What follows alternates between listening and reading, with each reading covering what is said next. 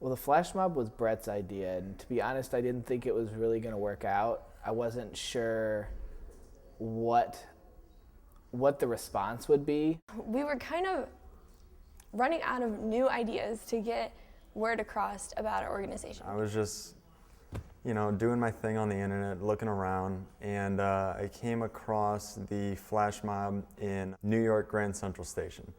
And they had 200 plus people freeze for 5 minutes in the same place, same pose, and everyone in Grand Central Station wanted to know what was going on.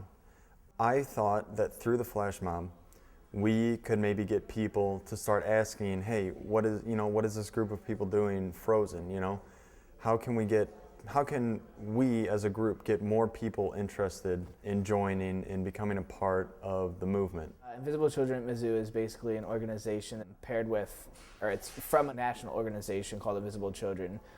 What we do is we're trying to basically end the longest running war in Africa and bring home the thousands of child soldiers that are being used by a rebel group in Uganda. The national organization started with 3 college guys in San Diego who went to Africa to find a story. They didn't really know what they wanted to find or what to expect, but they ended up in northern Uganda where they found the story of these children that are the victims and the weapons of a war that's been going on for 24 years. Here at Mizzou, basically, we're involved with this competition called Schools for Schools, and we're paired with another school in Uganda. And whatever money we raise this semester goes directly to that school, and they can use it for buying books, building a new dorm, so on and so forth. We are raising money for Gulu Secondary Senior.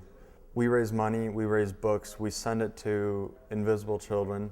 They dictate exactly where the money goes, but we know that our money is going to the children, to help out the children, to rebuild schools, rebuild lives. The flash mob was kind of a random, last thing we could possibly think of to do to get the word out about our organization, about our cause, and to spread the word about the screening that we were having that night.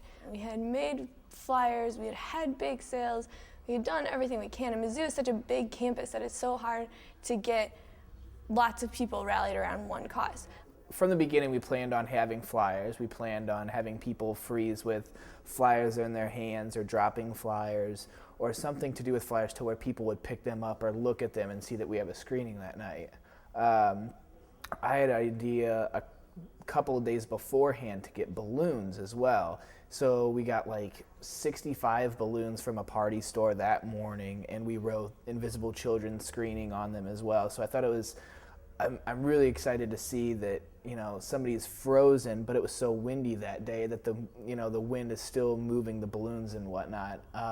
So I thought that was a really cool addition. I froze in basically a kneeling position with my hands on the ground as soon as I dropped flyers. And my plan was to have these flyers just go flying everywhere. Hopefully the people walking by would end up stepping on one, picking it up, reading it, and coming to the screening.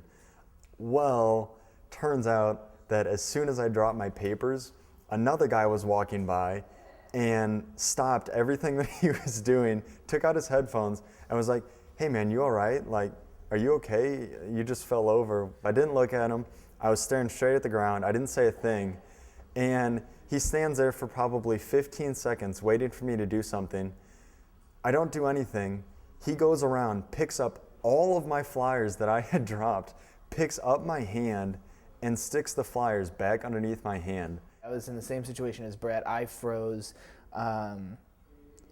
I knelt down and I sort of threw flyers all over the place as well. So I didn't really get a good look of how many people were there or what everybody looked like while they were frozen, but I heard a lot of good stories like Brett's, or there was another girl by the bake sale table holding a muffin, and a guy went up to her and was like, "No, I don't want a muffin, I want a cookie." And she just froze there with a muffin in her hand the whole time. So it worked out great. I really liked it. I think it got a lot of word across. We raised $1,200 that day just from the bake sale, and had a lot of people add us on Facebook and everything after that.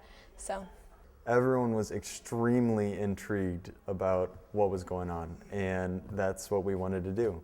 And so I really think that we accomplished our goal with the flash mob. I think it worked out really well. I'm glad we did it, and hopefully we can do something sort of cutting edge like that again in the future.